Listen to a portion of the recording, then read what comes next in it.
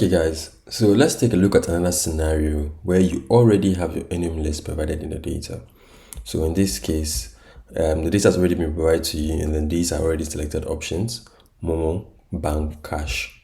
So when you look in the data, you realize that all this information has already been provided, right? And you do not have the option to now determine that it comes in instead with the comma than with your closing and your opening tags. How do we go about it to ensure that, okay, even though we have our list already provided, we'll make sure that it still gives us our kind of HTML list format that we are looking to create? So let's look at this in our AppSheet editor mode. Okay, so I'll come here into my vendors table, and then I'm going to take off these two virtual columns I created. I'm going to delete this. I'm going to delete this as well. Let's save this. Okay, so now what I'm going to do is, we currently have our accepted mode of payment, which is this column. Okay, and what we want to do is we want to create this drop down list we created with the HTML format. Okay, so we're going to click here and try and create a virtual column. So add virtual column. I'm going to call this payment mode. Good.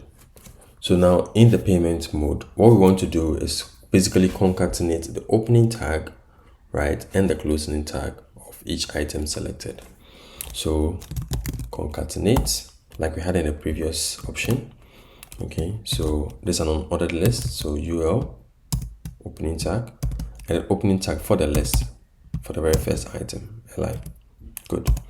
Now we're going to add this to the enum list selected. Okay, so we're going to use a function called so you know what, so let's just add it first. So I'm going to bring the enum list. I'm going to say accept a mode of payment. Okay, and then I'm going to bring in the closing tags.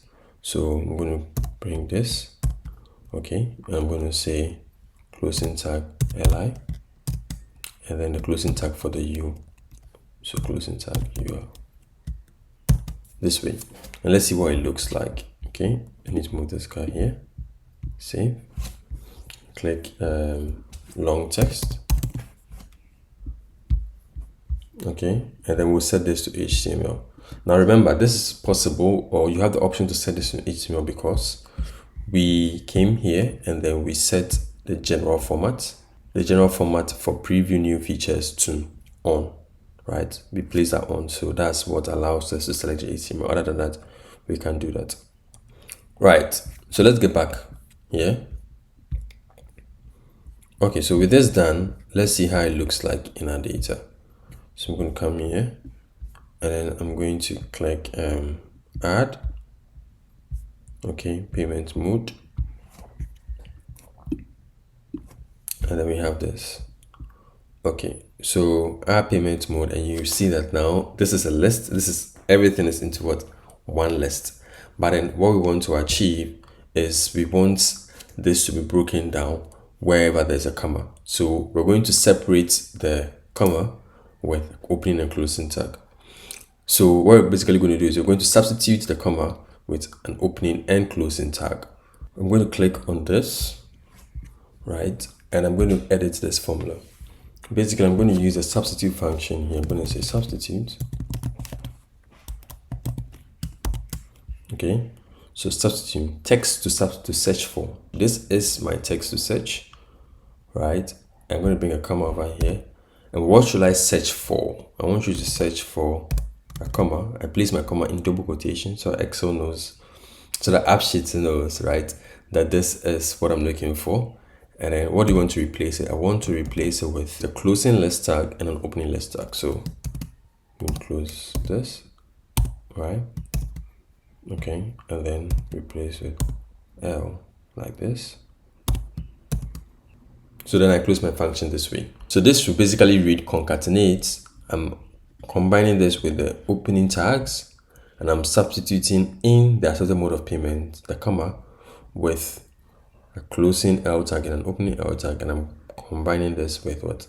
The closing L tag and a closing UL tag, right? So let's save this and let's see if it worked. So save, click done.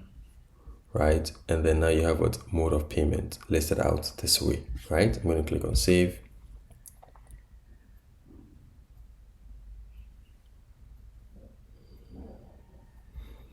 And let's see.